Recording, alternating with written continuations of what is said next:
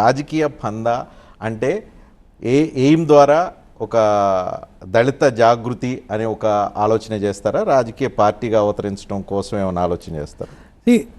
రాజకీయ పార్టీ పెట్టకూడదు, అది తప్పు అని నేను అనుకోను. ఓకే, ఇది పొలిటిక్స్ అనేవి ఎవర్ డైనమిక్. ఒకటి మాత్రం ఖాయం, నేను ప్రధాన రాజకీయ పార్టీల్లో చేరి వాళ్ళ నుంచి బీఫామ్ తీసుకుని బానిసలా మాత్రం బతకను. ఇది స్పష్టంగా పెట్టుకోండి. పార్టీ పెడతానా లేదా, పెట్టే విధంగా పరిస్థితులు వస్తాయా లేదా అనేది భవిష్యత్తు నిర్ణయిస్తుంది. మీరు చేసే ఈ చర్యలు మొత్తం వల్ల ఒక పార్టీకి ఉపయోగం, ఇంకో పార్టీకి నష్టం కలిగించడం కోసం మీ చర్యలు ఉంటాయి అని అంటే ఏం చెప్తారు? ఏ పార్టీకి నష్టం, ఏ పార్టీకి లాభం అనేది నాకు అనవసరం. దళితుల హితం, దళితులు బాగుండటం అనేదే నా ఎజెండా. అదొకటే పట్టించుకుంటాను నేను తప్ప ఏ పార్టీ ఏమైపోతే నాకేం అవసరం. కాపులు, బీసీల్లో ఉన్న యాదవులు, దళితులు అందరూ కలిస్తే మీరు ఖచ్చితంగా ఒక పెద్ద ఫోర్స్ అయ్యే అవకాశం ఉంది. కలవటం అనేది చాలా పెద్ద కష్టమైన వ్యవహారం. దట్టు పెట్టుబడిదారీ రాజకీయాలు జరుగుతున్న ఆంధ్రప్రదేశ్లో, డివిజన్ పాలిటిక్స్ జరుగుతున్న ఆంధ్రప్రదేశ్లో అంత ఈజీ కాదు. కానీ కలయికమంటూ జరిగితే రాజ్యాధికారం కోసం ఫైట్ చేసే అవకాశం ఉంది.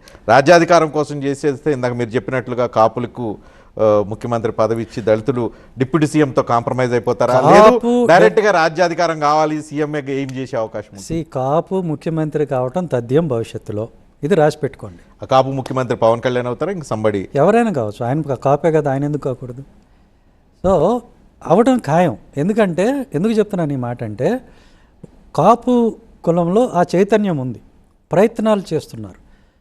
ప్రజారాజ్యం కావచ్చు, జనసేన కావచ్చు, 2 పార్టీలు పెట్టుకున్నారు, ప్రయత్నం చేశారు, ఒక అడుగు ముందుకేశారు. ఆ పరిస్థితి మిగతా కులాల్లో లేదు. కాబట్టి ఈ గేమ్ చేంజర్ అనేది మాత్రం ఖచ్చితంగా కాపు కులమే అవుతుంది అనేది నా విశ్వాసం. రెడ్లు కమ్మలు వదులుకోగలుగుతారా రాజ్యాధికారం? ఎందుకు వదులుతారు? వదులుకోకుండా ఉండటానికి శాయశక్తిలో ప్రయత్నం చేస్తారు. సో ఆల్రెడీ పవన్ కళ్యాణ్ 15 సంవత్సరాలు నేను తెలుగుదేశంతో కలిసి ఉంటానని ఆయన బలంగా చెప్తున్నారు. ఆయన వెనకే మెజారిటీ కాపు కమ్యూనిటీ ర్యాలీ అవుతూ ఉంది. ఇదంతా మనం ఈ రోజున్న పరిస్థితి. అది ఒక 6 నెలల తర్వాత మళ్ళీ మాట్లాడదాం. మీ మేరకు మీరు ఇంతవరకు దళితవాడ పంచాయతీ అంటున్నారు, దళితుల కోసం పనిచేస్తున్నాం అంటున్నారు, దళిత క్రిస్టియన్లకి రిజర్వేషన్లు దక్కాలని చెప్పి ఉద్యమం చేస్తామంటున్నారు.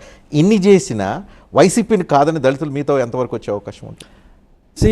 ఎందుకు అంటే ఇప్పుడు అందరికీ అన్నీ అర్థం అవుతున్నాయి. అర్థం కావాల్సింది ఏంటంటే, ఉదాహరణకి దళితులతో మిగిలే దళితుల హితం దళితులే చూసుకోవాలి.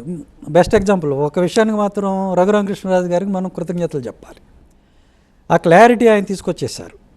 ఎట్లా అంటే, ఆకివీడులో గొంతెలమ్మ అనేది దళితుల దేవత, రైట్? ఏ దళితులైతే గంపగుత్తగా వైసీపీకి ఓట్లు వేస్తారో వాళ్ళ దేవత. అక్కడ ఆకివీడు మున్సిపాలిటీలో అధికారంలో ఉన్నది ఎవరు? వైసీపీ. అక్కడ మున్సిపల్ చైర్పర్సన్ ఎవరు? వైసీపీ. 13 మంది అవుట్ ఆఫ్ 20, 13 మంది ఎవరు? వైసీపీ. మరి అందరూ కూడా గొంతేలమ్మకి వ్యతిరేకంగా, అంటే మాలలకు వ్యతిరేకంగా, దళితులకు వ్యతిరేకంగా ఓటేశారు. అంటే దీన్ని బట్టి ఏమర్థమవుతుంది? ఎవడ బతుకు వాడు చూసుకోవాలి, ఎవడ మంచి వాడు చూసుకోవాలి తప్పితే ఒక పార్టీల మీద మనం డిపెండ్ అయిపోతే అది లాభం లేదు.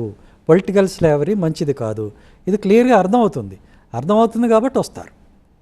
ఇప్పుడు క్రిస్టియన్స్ అనేవాళ్ళు ఎప్పుడైనా రోడ్డు ఎక్కి ర్యాలీ చేయటం మీరు చూసారా?